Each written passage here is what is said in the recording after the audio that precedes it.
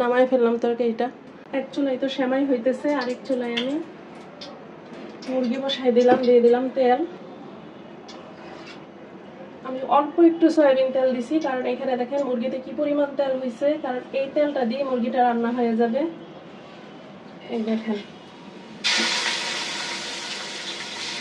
মুরগির তেলের মধ্যে দিয়ে দিছি, তারপরে মুরগির মধ্যেও দেখেন কি পরিমাণ তেল। এর জন্য আমি সয়াবিন তেলটা একটু কম দিছি, কারণ এই তেলগুলো সব এই সয়াবিন তেলের মধ্যে উঠবে, এই তেলে মুরগি রান্না হয়ে যাবে। দিয়ে দিব পেঁয়াজ,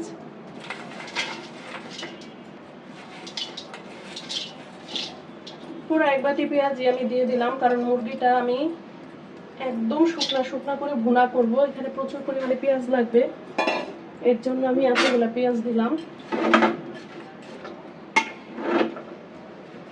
দিয়ে দিলাম আস্ত গরম মশলা।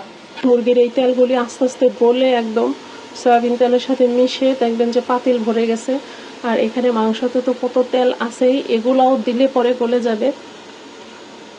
আর এইরকম মোটা তাজা শক্ত মুরগি খেতেই মজা। হ্যাঁ, শক্ত মুরগিটা যদি একটু শুকনা হয়, তেল কম হয়, সেই মুরগিগুলো খুব একটা ভালো লাগে না। আর এই দেখেন সেমাইটা কত সুন্দর লাগতেছে।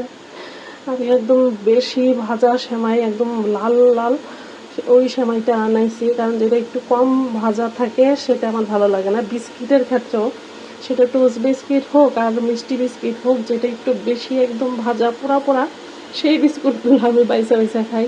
আর যেটা দেখে যে একটু সাদা সাদা দেখা যায়, ওগুলি আমি খাই না। এই যে, তো আমার মতো অভ্যাস কার কার একটু পোড়া পোড়া খাবার খেতে পছন্দ করেন বলতে পারেন। পেঁয়াজটা দেখেন ভাজা ভাজা হয়ে গেছে। এখন আদা রসুন এবং সব ধরনের মশলা দিয়ে দিব। এখন দিয়ে দিব আদা রসুন। এখানে আদা রসুন একসাথে ব্লেন্ডার করা আছে।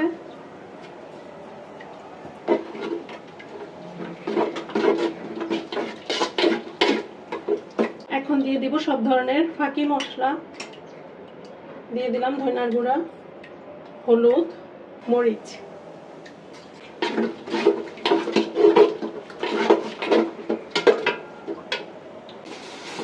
বাইরে হচ্ছে এই ম্যাক করে, এই আবার রোদ ওঠে,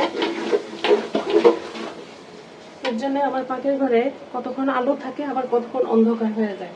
দিয়ে দিলাম অল্প একটু পানি। লবণের কথা পরে মনে পড়ে, দিয়ে দিলাম লবণ।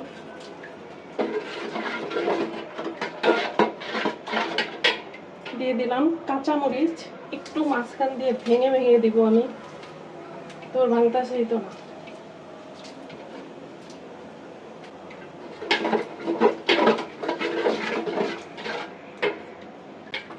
মশলাটা কষানো হয়ে গেছে, এই যে সুন্দরভাবে মশলা কষে গেছে। এই যে এখন মাংসটা দিয়ে দিতে হবে।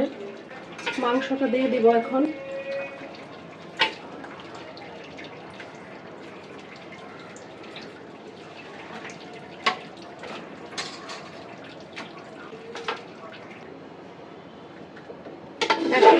জোরে একটা নাড়া দিয়ে দিব।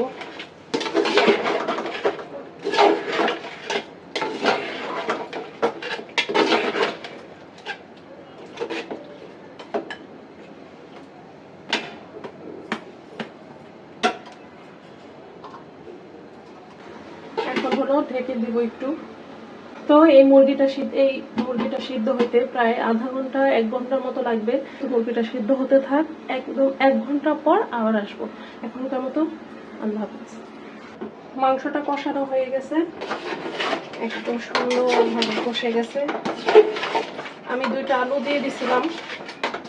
প্রথমে ভাবছিলাম আলু দিব না, পরে চিন্তা করলাম যে না, আমার আবার আলু লাগে, আমি আবার আলু ছাড়া খেতে পারি না, আমার ঝোলের সাথে এক পিস হলেও আলু লাগবে।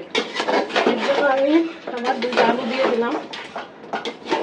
এখন আমি ঝোল দিয়ে দিব। মাংসটা সুন্দরভাবে কষে গেছে।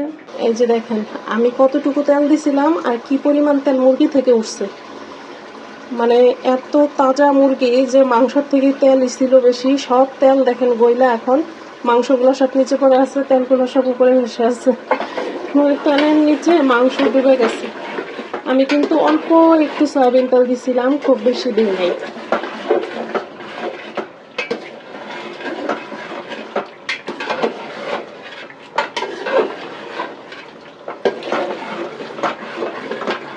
এখন পরিমাণ মতো ঝোল দিয়ে দিব।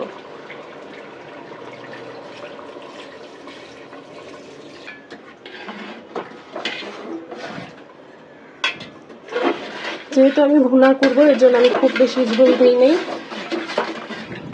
একদম মাখা মাখা থাকবে। এখন একটু ঢেকে দিব। একদম যখন মুরগিটা হয়ে আসবে, একদম লাস্টে আমি জিরার ফাঁকি দিয়ে নামাই ফেলবো, তখন আবার আমি ভিডিওটা অন করবো। এখনকার মতো মাংসটা হয়ে গেছে। এখন এই যে জিরার ফাঁকি,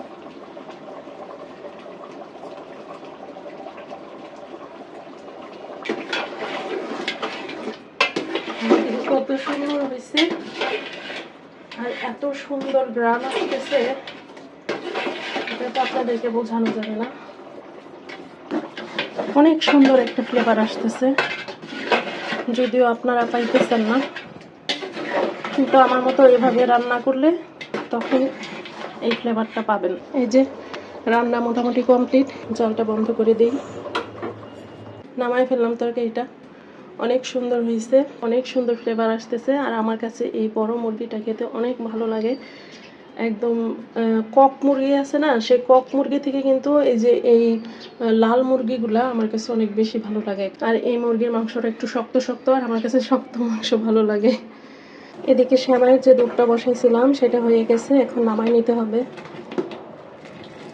এই যে দুধটা নামাই ফেললাম।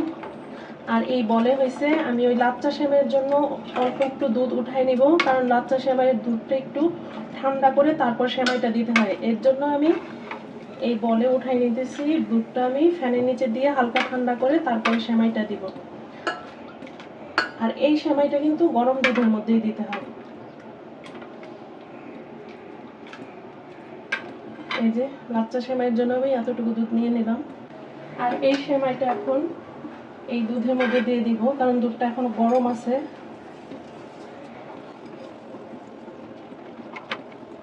এই সেমাইটার মধ্যে দুধ একটু বেশি লাগে, আর লাচ্চা সেমাইয়ের কিন্তু খুব বেশি দুধ লাগে না, জট লেগে যেতে পারে। এর জন্য আমি অল্প অল্প করে দিলাম, কারণ একসাথে ঢেলে দিলে দলা পাকায় যায়। এর জন্য আমি অল্প অল্প করে দিলাম। এই যে একটু দলা পাকায় নাই, কত সুন্দর। এই দুধটাও মোটামুটি ঠান্ডা হয়ে গেছে, এখন আমি সেমাইটা দিয়ে দিব।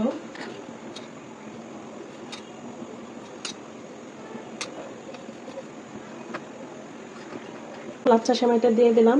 কিছুক্ষণের মধ্যে এই সেমাইটাও হয়ে যাবে। আর এই যে দেখেন এটা ফুটে গেছে একদম পুরোপুরি, এটা পুরোপুরি এখন কমপ্লিট। তো সেমাই পছন্দ করেন কারা কারা, চলে আসেন। মিষ্টি খাবার যারা পছন্দ করেন, আশেপাশে যারা আছেন, চলে আসেন, খেয়ে যান। ঠিক আছে, রান্না বান্না আজকের মতো এই পর্যন্তই শেষ। ভালো থাকবেন সবাই, আল্লাহ হাফেজ।